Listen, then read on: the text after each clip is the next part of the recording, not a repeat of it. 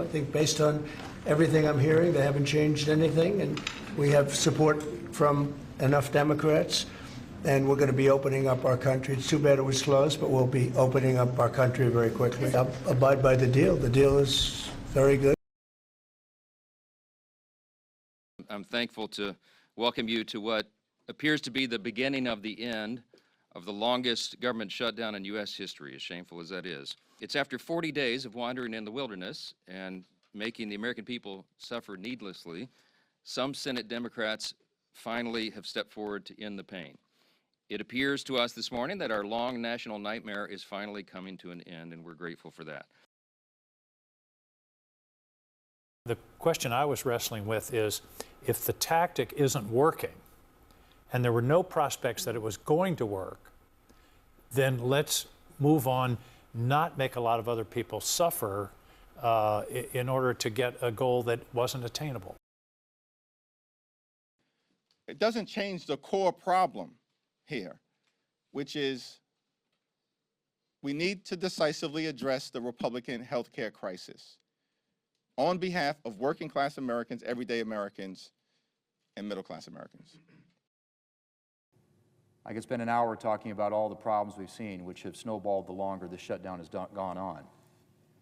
But all of us, Democrat and Republican, who voted for last night's bill are well aware of the facts. And I'm grateful that the end is in sight. But I would encourage every member of this body, Democrat or Republican, pro-bill or anti-bill, not to stand in the way of our being able to deliver the coming relief quickly. The American people have suffered for long enough.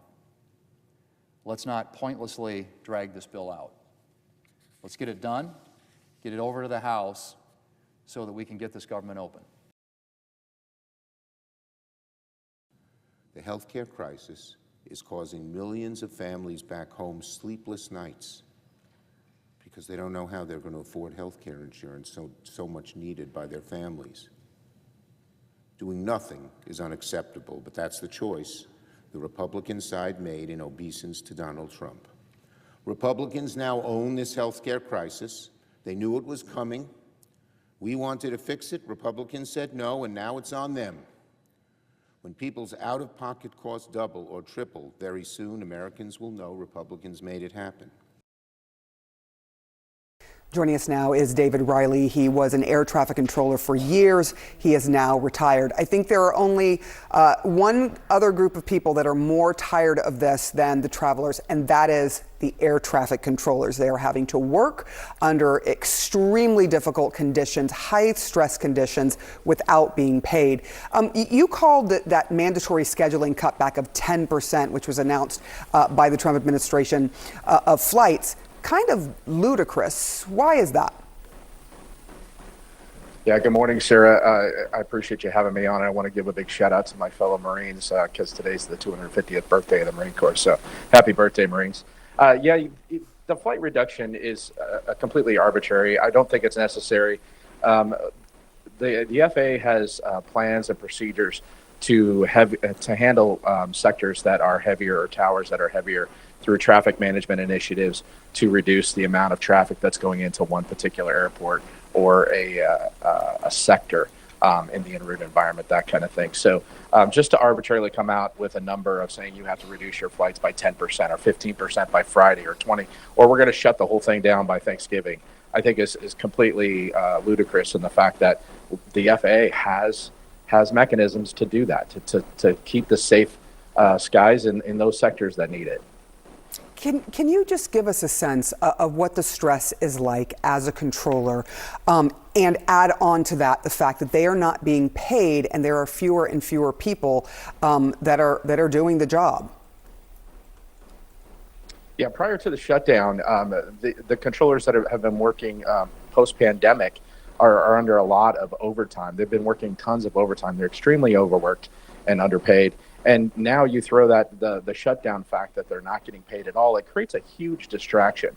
And when you show up for work as an air traffic controller, you have to be on your A game, not only mentally but physically, to handle that type of stress and the work that you have to do day in and day out. And if you are distracted by trying to figure out how to pay your bills at home because you're not getting paid and yet being forced to work, that adds a whole nother level to it. And it needs to be addressed going forward on how this is handled in future situations like this. The motion upon reconsideration is agreed to. The government's a big step closer to reopening after the Senate voted to advance a stopgap funding bill last night. It's a compromise between centrist Democrats and Republicans. It does not extend expiring Obamacare subsidies, so many Democrats opposed it. We must fight because a senior citizen cannot afford to pay $25,000 a year just for health insurance. We must fight to keep millions from financial ruin.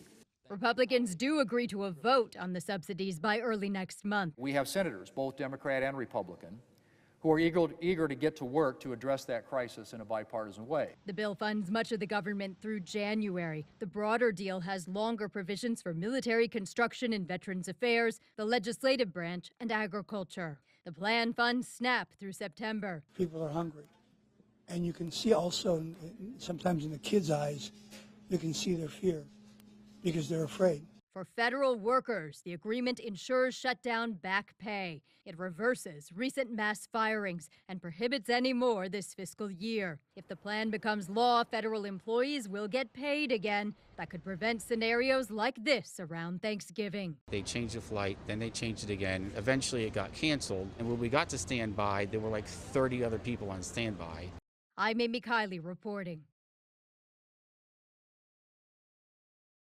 A Sunday night breakthrough in the Senate is putting Congress on a path to potentially end the shutdown. Our long national nightmare is finally coming to an end. 8 Democratic centrists broke with party leaders to join Republicans in a 60-40 vote to advance a federal funding measure in exchange for a future vote on extending Enhanced Affordable Care Act subsidies. However, Republicans have not guaranteed to extend the health care subsidies that are at the heart of the fight, frustrating party progressives. That is a totally meaningless gesture. You can get 100 votes here in the Senate. Won't mean anything because the House is not going to take it up. But for the senators who chose to break, the compounding impacts of the shutdown, including unpaid federal workers, snarled travel due to air traffic controller shortages, and the loss of critical food assistance through SNAP benefits, pushed them to cut a deal. We need to get the government open because we have millions of Americans who are suffering. If the battle plan isn't working, you change the battle plan, you try another tactic. What Democrats do get out of a deal to end the shutdown includes jobs restored for thousands of federal workers fired during the shutdown, protections against mass federal layoffs through the end of the fiscal year, back pay for furloughed workers, and fund SNAP benefits through the 2026 fiscal year. For the millions of Americans feeling the shutdown pain, the end may finally be near. In Atlanta, I'm Ivan Rodriguez. So many Americans can finally breathe a sigh of relief now that the government shutdown is about to end. What happened and why did it take 40 days? Well, Democrats had demanded an extension of expiring subsidies under the Affordable Care Act. They were concerned about health care premiums rising and they demanded action immediately. But Republicans said they would not negotiate on that issue, and increasingly Donald Trump said he would not go along with any extension under the Affordable Care Act. But ultimately, a bipartisan group of senators agreed to a compromise. They said there would be a separate vote on the Affordable Care Act, not tied to government funding. Still, the White House did agree to some concessions, including to prevent mass federal firings. And as so many Americans were at risk of seeing their federal food aid dry up, this bill would fully fund that program through next year. As part of the deal, the government would reopen through January 30th. If Democrats don't get what they want over the next couple of months, will they fight again? Ultimately, 8 Democrats voted with Republicans to advance this plan to reopen the government, but they are divided about whether it was worth it. The Senate will still have to give it final passage, and then the House, which has been out of session since September 19th, will have to come back to town to pass this bill. And then President Trump will have to sign it into law. So the government will remain shut down for at least a few more days.